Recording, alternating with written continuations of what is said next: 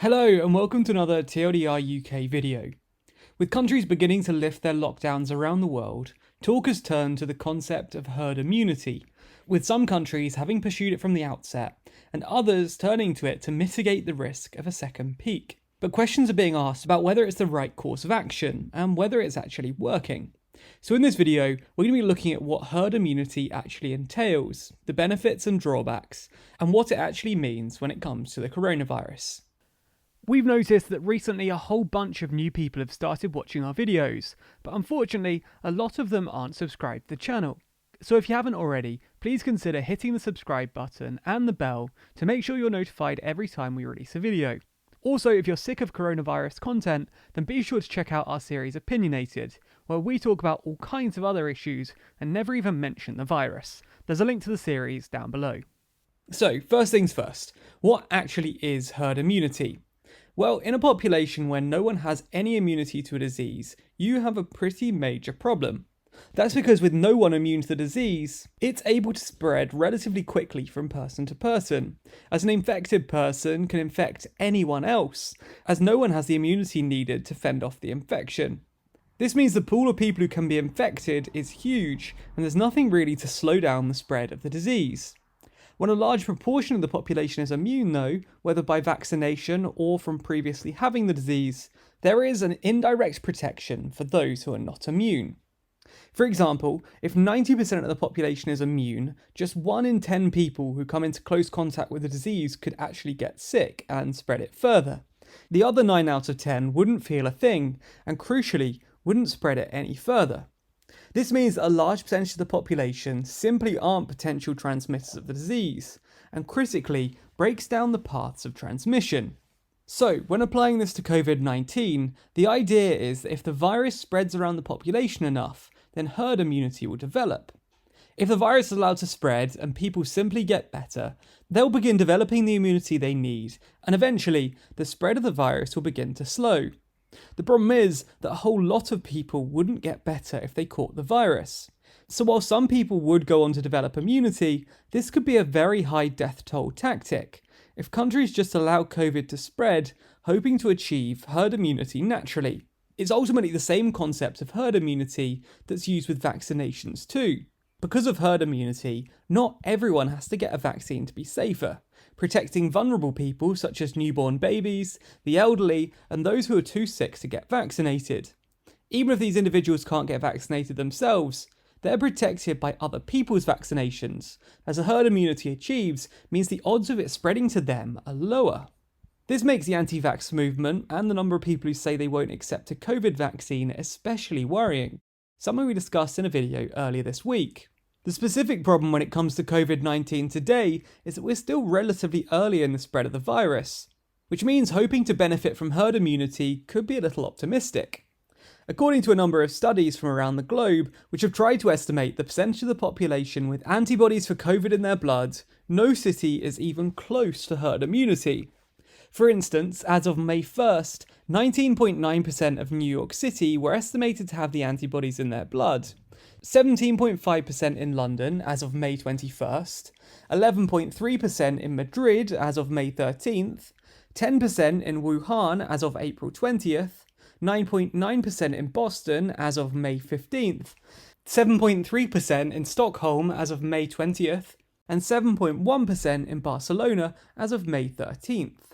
If we're being optimistic, we could set a relatively low threshold for achieving herd immunity, but even then, the science shows us that we'll need immunity to be at around 60%, a number which no city is even close to. And with some experts believing that the threshold is higher than 60%, it seems that we're a long way off from herd immunity.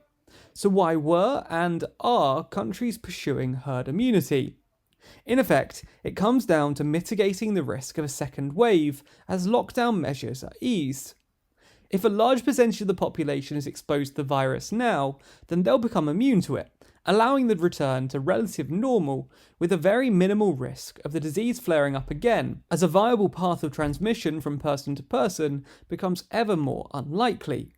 The concept of herd immunity is what many believe has driven Sweden's and, to a lesser extent, the UK's response to the virus. We actually covered Sweden's entire approach in a separate video over on the EU channel, but the essence of herd immunity was a guiding principle. Sweden didn't go into full lockdown and imposed relatively minor restrictions, given immense trust by Swedish citizens in government and each other. The architect of Sweden's strategy, state epidemiologist Anders Tegnell, in justifying Sweden's approach, told the Financial Times that in autumn there will be a second wave. Sweden will have a high level of immunity, and the number of cases will probably be quite low. But Finland will have a very low level of immunity. Will Finland have to go into complete lockdown again?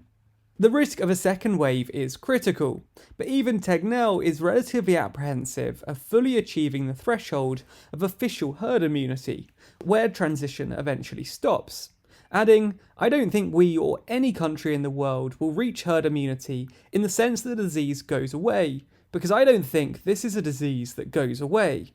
There were also indications that the UK was pursuing a form of herd immunity. In the early stages of the virus, when no lockdown measures were put into practice, the main objective was to flatten the curve. Sir Patrick Vallance, the government's chief scientific officer, talking to BBC Radio 4's Today programme in early March, mentioning herd immunity by name.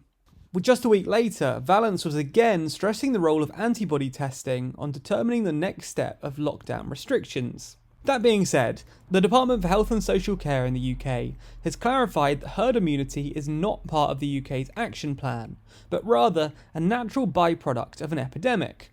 Matt Hancock wrote in The Telegraph, "We have a plan based on the expertise of world-leading scientists. Herd immunity is not part of it. That's a scientific concept, not a goal or strategy.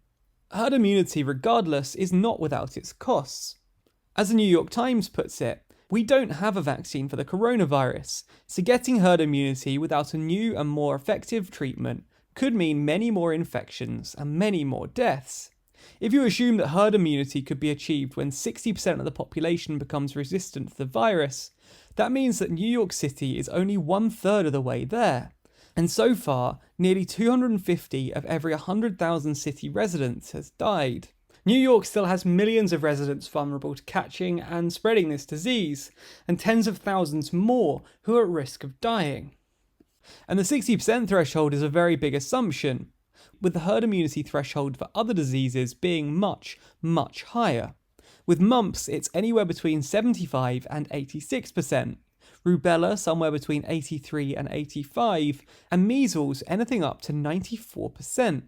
Although it must be said that COVID-19 is substantially less infectious than all of the above, with an R0 value in the region of 3, with the R0 for mumps up to 12 in a fully susceptible population, and up to 17 in measles, causing mumps and measles infections to explode at a far faster rate than COVID.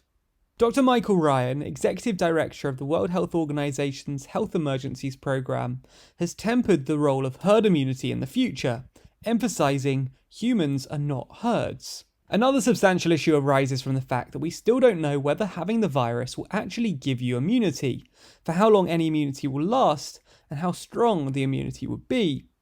While the inherent value of herd immunity cannot be understated, how we get to a point of herd immunity is incredibly important. There's no vaccine for COVID yet, and we ultimately don't know when there'll be one.